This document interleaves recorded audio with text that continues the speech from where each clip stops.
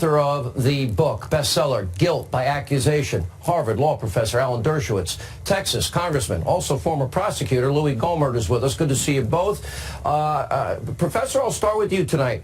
Okay, when the Supreme Court, when there's a conflict between the judicial and executive branch, I will defer to you, Professor, and the executive branch seeks a remedy, like in the case of executive privilege, and the court decides to take it up. I would think seeking remedy in the court is the constitutional thing to do. They didn't want to wait for the court's decision, which I would anticipate sometime in, maybe June. What do you think, Professor? Absolutely right. Checks and balances and separation of powers requires that when the president or anybody in the executive branch is asked to disclose material that might be covered by executive privilege, the executive branch has an obligation to say no to the partisan House of Representatives committee and say, look, if you want to have a subpoena recognized, go to court. Get the court to validate it. That's what they did in the Nixon case. That's what they did in other cases. But to hold a president impeachable on obstruction of Congress for simply exercising his constitutional authority as head of the executive branch to impose and invoke checks and balances and judicial review would make Alexander Hamilton turn over in his grave. In Federalist 78, he says, when you have a conflict between the two branches, the umpire is the judicial branch. So the Democrats in the House should have gone to court. They could have done it on an expedited basis and sought review and sought enforcement. They probably would have won some of them, probably would have lost the Bolton case, because that is, as the president said in the interview, paradigmatic example of executive privilege. Getting advice from your national security advisor about national security issues, the courts would generally uphold that claim of executive privilege. Maybe others they wouldn't. But you cannot expect the president, as head of the executive branch, simply to capitulate to a partisan majority on a committee of Congress. Let me ask you, Louie Gohmert, because I read the Constitution, and I'll defer to you and Professor Dershowitz, both lawyers.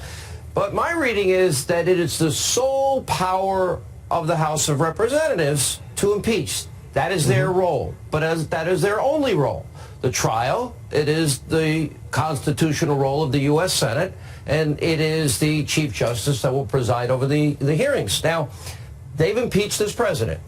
They're going to have managers now present their case to the Senate. Okay? Now, I know some Republican senators are maybe saying, well, maybe we should call other witnesses. But if it's the House's role to impeach, my question is, why would the Senate not do anything except listen to their case and not take over the role, the constitutional job of the House? Can you help me with that? Well, of course you're right about that, and Professor Dershowitz has made it very clear, too, that the only real abuse of power is by the House of Representatives in demanding that the president not to protect executive privilege, and not go to court to get it defined. So, yeah, the House did not do its job on impeachment. There was no high crime. There was no misdemeanor. There was no treason, robbery.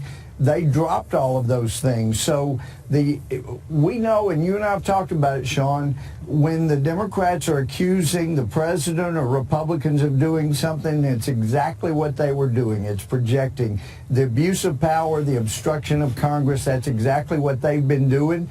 And all of the garbage about clear and present danger, we've got to act now, we've got to violate our own rules and not allow the minority party to have witnesses. We have got to move forward and then sit on it for a month or so.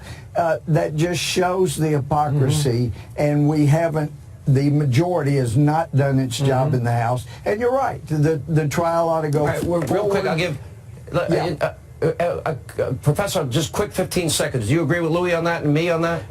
Yes, I do. And Hamilton, again, in Federalist 65, said you need a speedy trial. You need to have a trial right away. Impeachment and removal are part of the same process, and it undercuts the process when there's undue delay for partisan tactical reasons. Great point. All right. Guys, thank you both for your insight. Very insightful. This will be very helpful next week.